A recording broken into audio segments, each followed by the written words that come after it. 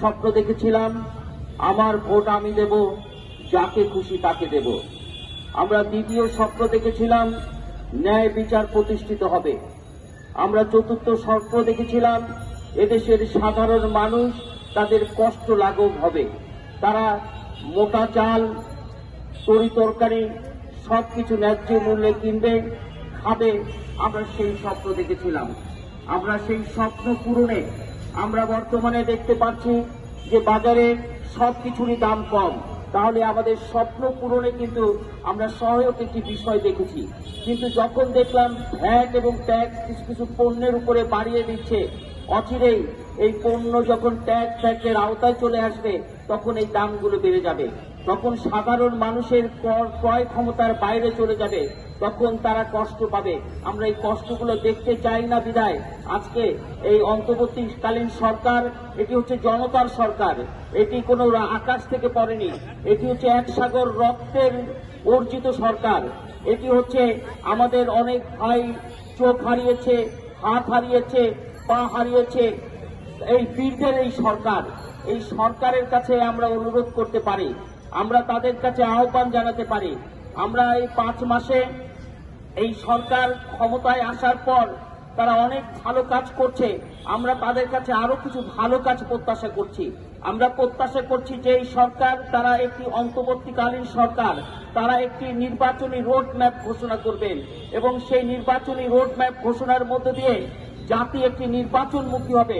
তখন যারা এই দোসর, যারা আজকে নানা রকম শয়তানি করছে, যারা নানা রকম চক্রান্ত করছে, যারা ওট পেতে বসে আছে, তখন তারা বুঝবে যে না, একটি নির্বাচিত সরকার অচিরে আসছে, এই শয়তানি বজ্জাতি ওট পেতে থাকার আর সময় নেই, হেঁটে যেতে হবে।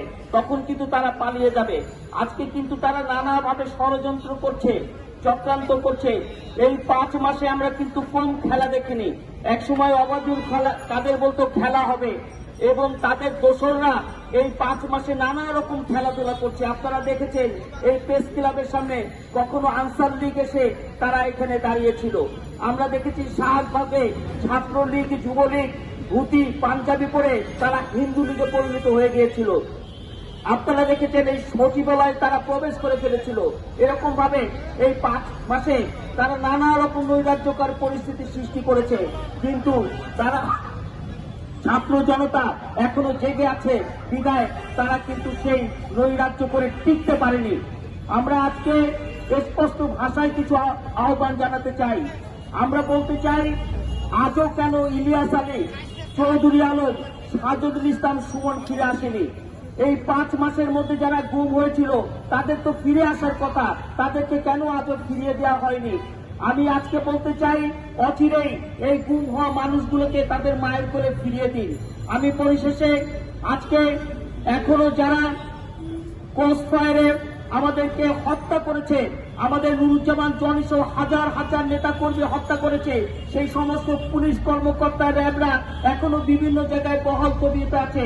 তাদেরকে চিহ্নিত করে তাদের নামের শ্বেতপত্র বা তালিকা প্রকাশ করতে হবে, তাদেরকে গ্রেপ্তার করতে হবে। পরিশেষে আজকে আমি এই ভ্যাট ট্যাক্স এই নাগরিকের উপরে যেন কোনো খরচ না হয়, এটি প্রত্যাহার করার দাবি জানিয়ে আজকে এরকম দারুণ একটি আয়োজন করেছে, সময় উপযোগী আয়োজনকে ধন্যবাদ এবং কৃতজ্ঞতা প্রকাশ করে আমি আমার বক্তব্য এখানেই শেষ করছি। আপনাদের সবাইকে ধন্যবাদ। আসসালামু আলাইকুম।